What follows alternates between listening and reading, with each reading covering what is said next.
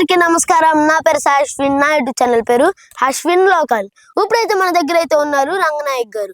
ఆయన ఇప్పుడు మన అశ్విన్ లోకల్ యూట్యూబ్ ఛానల్లో చేసే స్క్రిప్ట్ ఏంటంటే, ముసలితనంలో ఆస్తి కోసం మోసం చేసిన పిల్లలకి ఎలా బుద్ధి చెప్పారో చూద్దాం రండి.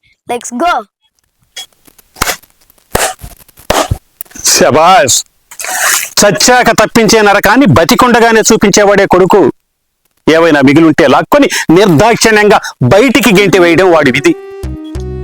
ఎవరి కోసం వారు జీవిస్తున్న వ్యవస్థలో ఉన్న మనం ఎవరో వస్తారని ఏదో చేస్తారని ఎదురు చూడటం కన్నా ముందుగానే ఆరోగ్య ఆర్థిక జాగ్రత్తలు తీసుకొని వృద్ధాప్యాన్ని కాపాడుకోవడం మంచిది బావగారు. నాకంటే మీరే అదృష్టవంతులు. మీ వాడు మీ మీద చెయ్యెత్తే వరకే వచ్చాడు. నా కొడుకు నా మీద చెయ్యి చేసుకున్నాడు కూడా. అప్పుడే నాకు జ్ఞానోదయం అయింది. కొడుకైనా కూతురైనా ఎవరైనా సరే డబ్బడిగితే నోటు రాయించుకోవాలనే నిర్ణయానికి వచ్చారు.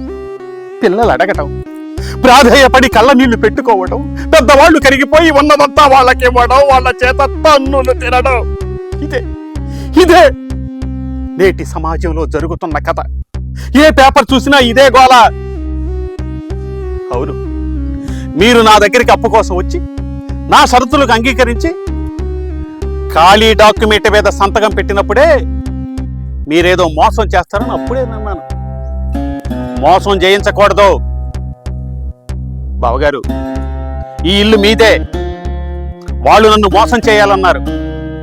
ఆ మోసాన్ని మోసంతోనే అడ్డుకట్ట వేశాను. ఈ ఇంటి మీద ఎవరికీ హక్కు లేదు. మీరు దయాదాక్షిణ్యాలతో వాళ్ళకి ఇస్తేనే హక్కు. ఇది పూర్తిగా మీరే అనుభవించాలి. ఇప్పటికైనా తెలుసుకోండి బావగారు, ఇప్పటికైనా తెలుసుకోండి.